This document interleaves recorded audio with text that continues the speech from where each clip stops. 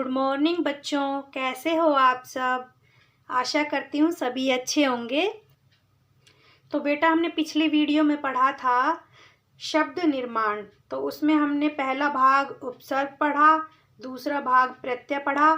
आज हम तीसरा भाग पढ़ेंगे समास। तो बेटा, समास जो है वो आज हम आपको बताएंगे कि किस तरह से हमें समास की पहचान करनी चाहिए। समास शब्द का अर्थ है संक्षिप्त करने की विधि, यानी कि कोई भी बड़ा अक्षर होता है उसको छोटा करने के लिए हम जिस विधि का इस्तेमाल करते हैं, उपयोग करते हैं, वो समास होता है।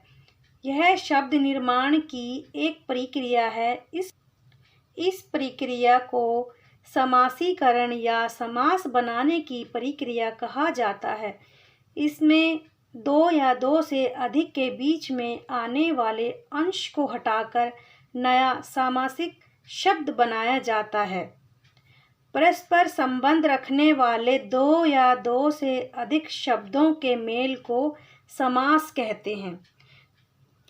तो बेटा, इसमें यह बताया गया है कि परस्पर संबंध रखने वाले दो या दो से अधिक शब्दों के मेल को, जो दो या दो से अधिक शब्दों का जो मेल है वो समास कहलाता है।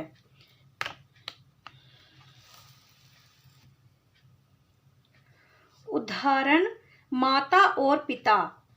तो माता और पिता, उन दोनों को एक साथ हमने जोड़ दिया तो बन गया माता पिता। तो यही संक्षिप्त करने की विधि है, छोटा करने की विधि है, जिसको हम समास कहते हैं। दश है आनंद जिसके, दशानन। अब हम इसको ज़्यादा बड़ा नहीं बोलेंगे, दश है आनंद जिसके, हम सिर्फ एक ही शब्द बोल देंगे, दशानन या फिर रावण। समास विग्रह। जब समास के सभी पदों को अलग अलग किया जाता है तो उसे समास विग्रह कहते हैं। जैसे माता पिता, समस्त पद का विग्रह है माता और पिता। तो बेटा, इसमें यह बताया गया है कि जब हम माता और पिता इन दोनों को अलग अलग बोलेंगे तो हमें और का सहारा लेना पड़ेगा, और माता और पिता, या फिर दश है आनंद जिसके। जैसे हमने इसको अलग अलग किया तो ये बन जाएगा हमारा समास विग्रह। तो ये दोनों को अलग करने की प्रक्रिया को हम समास विग्रह कहते हैं। समस्त पद। समास रचना में दो पद होते हैं। पहला पद पूर्व पद कहलाता है और दूसरे पद को उत्तर पद कहते हैं। इन दोनों के मेल से एक नया शब्द बनता है जिसे समस्त पद कहते हैं। अब जैसे ये पहला पद है ये पूर्व पद कहलाता है और जो दूसरा है ये उत्तर पद कहलाता है। और इन दोनों को अगर हमने मिला दिया, माता और पिता, माता हो गया पूर्व पद, पिता हो गया उत्तर पद। अब इन दोनों को हमने मिला दिया, और को हमने हटा दिया और ऐसे लिख दिया तो ये बन जाएगा माता पिता, जो होगा समस्त पद। यानी कि मिलाने की प्रक्रिया को समस्त पद कहते हैं और अलग करने की प्रक्रिया को विग्रह समास कहते हैं। तो बच्चों, समझ में आ गया ना आपको ये। अर्थ के आधार पर समास 6 प्रकार के होते हैं। तत्पुरुष समास, कर्मधारय समास, द्विगु समास, द्वंद्व समास, अव्ययभावी समास और बहुव्रीहि समास। तो बेटा, तत्पुरुष समास क्या होता है पहले हम ये समझ लेते हैं।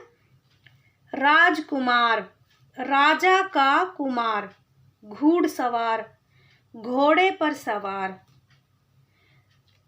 राजकुमार और घुड़सवार समस्त पदों में दूसरा पद प्रधान है। दूसरा पद यानी कि कुमार और सवार। राजकुमार राजा का नहीं, कुमार का बोध करा रहा है, तथा घुड़सवार में घोड़े की ओर संकेत नहीं है बल्कि सवार की ओर संकेत है। तो बेटा, इसमें बताया गया है, थोड़ा ध्यान से समझना, कि जो दूसरा पद प्रधान होता है जिसमें राजकुमार, तो बेटा यहाँ पर राजा का जो कुमार है उसकी बात हो रही है, राजा की बात नहीं हो रही है, राजकुमार की बात हो रही है। तो यहाँ पर कुमार प्रधान है इसका बोध कराया जा रहा है। घुड़सवार, जो घुड़सवार है इसका बोध कराया जा रहा है, ना कि घोड़े का। तो जिसमें दूसरा पद प्रधान होता है वो होता है तत्पुरुष समास। तो इसकी एक बार हम परिभाषा देख लेते हैं। जिस समास में दूसरा पद प्रधान हो और समस्त पद बनाते समय परसर्गों का लोप हो उसे तत्पुरुष समास कहते हैं। इसमें बताया गया है बेटा कि जिसमें दूसरा पद प्रधान है, बाकी जो परसर्ग है, जैसे राजा का कुमार, तो राजा का कुमार जो है, जो राजा का है, इसको हम लोप कर देंगे, राजा का इतना हम लोप कर देंगे, बाकी बचा हमारा कुमार।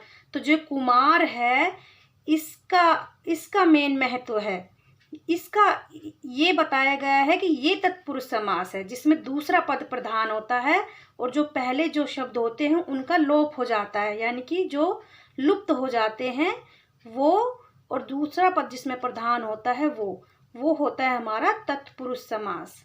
तो बेटा समझ में आ गया ना आपको? आपने ध्यान दिया होगा कि विग्रह करते समय दोनों पदों के बीच का परसर्ग या विभक्ति आई है तथा समस्त पद बनाते समय इन विभक्तियों परसर्गों का लोप हो गया है। इसमें यह बताया गया है कि इसमें तत्पुरुष समास में दूसरा पद प्रधान होता है, बाकी का जो और परसर्ग होते हैं उनका लोप हो जाता है, तो वो होता है हमारा तत्पुरुष समास। तो बेटा परीक्षा में आसानी से ये पता लगा लोगे कि कौन सा समास यहाँ पर तत्पुरुष समास है या कौन सा समास दिया गया है, आप आसानी से उसकी पहचान कर लोगे। तत्पुरुष समास के उदाहरण: कर्म कारक की विभक्ति को का लोप। तो बेटा यहाँ थोड़ा ध्यान से समझना, यहाँ पर कर्म कारक की विभक्ति बताई गई है, को का जिसमें लोप हो जाता है वो कर्म कारक की विभक्ति होती है। जैसे माखन चोर, माखन को चुराने वाला, माखन को, ठीक है बेटा, माखन को। तो यहाँ पर वन गमन, जो वन को गमन कर रहे हैं, जो वन में जा रहे हैं, वन को गमन। तो जहाँ पर कर्म कारक की विभक्ति को का लोप हो वो होता है हमारा कर्म कारक तत्पुरुष समास। समझ गए बेटा? सर्वप्रिय, सर्व यानी सबको प्रिय। तो आप जैसे आप कोई वर्ड होगा सर्वप्रिय, जैसे ये सर्वप्रिय वर्ड है, तो आप इस सोचोगे कि सर्वप्रिय कौन सा तत्पुरुष समास है।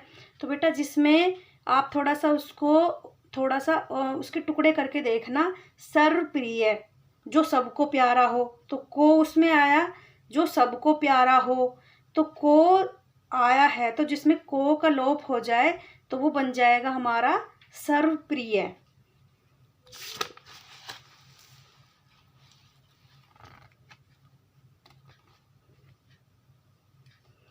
करण कारक की विभक्ति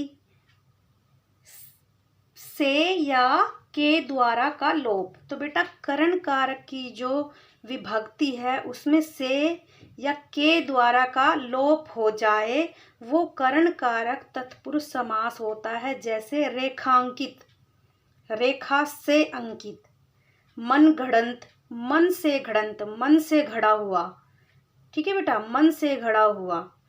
हस्तलिखित, हाथ से लिखा हुआ, जिसमें से आ जाए, से, तो वो से का हम लोप कर देंगे, फिर बन जाएगा हमारा हस्तलिखित।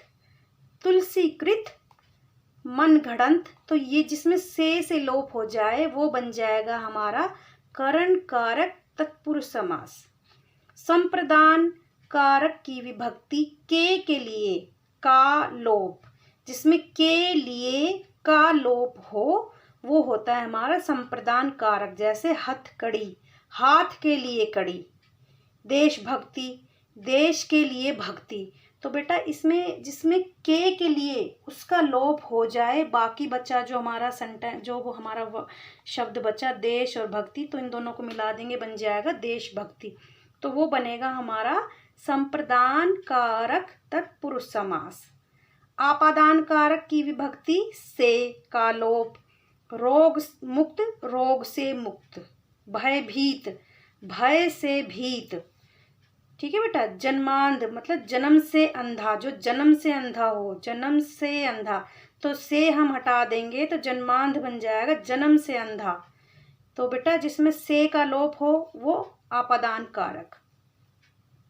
संबंध कारक की विभक्ति का, के, की का लोप, राजसभा, राजा की सभा। तो बेटा इसमें की का हम लोप करेंगे तो बन जाएगा हमारा राजसभा। तो संबंध तत्पुरुष के लिए आएगा हमारा का, के, की का लोप। वो लोप करने के बाद जो हमारा शब्द बचेगा वो बनेगा हमारा संबंध कारक तत्पुरुष समास। अधिकरण कारक की विभक्ति में, पर का लोप, जिसमें में और पर का लोप हो वो होती है हमारी अधिकरण कारक की विभक्ति। तो आत्मविश्वास, आत्म पर विश्वास, आत्मा पर, जिसका अपनी आत्मा पर विश्वास होता है वो, तो हम यहाँ पर का लोप कर देंगे तो बनेगा आत्मविश्वास। घुड़सवार, घोड़े पर सवार, जो हमने पीछे अभी पढ़ा है घुड़सवार, तो बेटा वो आ जाएगा हमारा अधिकरण कारक तत्पुरुष समास। तो अगर ऐसे आ जाए तो आप खुद उसके टुकड़े करके देखना, जो आपका टुकड़ा होगा उसमें पर आ रहा है या का आ रहा है या से आ रहा है या के लिए आ रहा है, जो आएगा वही आपका तत्पुरुष समास होगा। तो आई होप बच्चों आपको समझ में आया होगा तत्पुरुष समास के बारे में। अगला है हमारा कर्मधारय समास। नीलकंठ, नीलाकंठ, नीलकमल, नीला कमल। नीलकंठ में नील विशेषण तथा कंठ विशेष्य है। नीलकंठ में नील विशेषण है, कमल विशेष्य। ये कर्मधारय समास के उदाहरण हैं। एक बार बेटा इसकी परिभाषा देख लेते हैं। जहाँ दोनों पदों में उपमेय, उपमान या विशेषण विशेष्य का संबंध हो वहाँ कर्मधारय समास होता है। जैसे जहाँ पर बेटा विशेषण या विशेष्य आ जाए, उपमेय या उपमान आ जाए, वो होता है हमारा कर्मधारय समास। तो आप सबको पता है कि विशेषण क्या होता है। विशेषण वही होता है बेटा जिसमें किसी की विशेषता बताई जाती है, तो वो विशेषण होता है। तो बेटा यहाँ पर है नील गाय, तो नीली गाय है ना, नीली गाय, तो नील गाय, तो ये हो गया हमारा कर्मधारय समास। कमल नयन, जिसके कमल के समान नयन हो, वो हो गया हमारा कर्मधारय समास। नील गगन, नीला जो गगन होता है, नीला ये विशेषता है ना, नीला, तो ये विशेषता हो गई, ये विशेष्य हो गया। तो विशेषण और विशेष्य जिसमें आ जाए या उपमान या उपमेय आ जाए, जैसे महाराज, जो महान राजा होते हैं वो होते हैं महाराज, तो बेटा ये होते हैं हमारे कर्मधारय समास। महावीर, महान जो वीर होता है वो होता है इसमें उपमेय, उपमान, विशेष्य और विशेषण विशेष्य जिसमें आ जाए वो होते हैं हमारे कर्मधारय समास। तो बेटा उम्मीद करती हूँ कि आप एग्ज़ाम में अगर ये आ जाए तो आप उनको अच्छे से कर पाओ। ऐसा करने के लिए आपको बेटा थोड़ा अभ्यास करना होगा। तो बेटा इसके बाकी के 4 और हैं समास के भेद, वो हम अगली वीडियो में पढ़ेंगे। अगर आज हम पढ़ेंगे सारा तो वीडियो बहुत लंबा हो जाएगा, इसलिए नेक्स्ट वीडियो में पढ़ेंगे हम बाकी के 4 समास। तब तक के लिए धन्यवाद।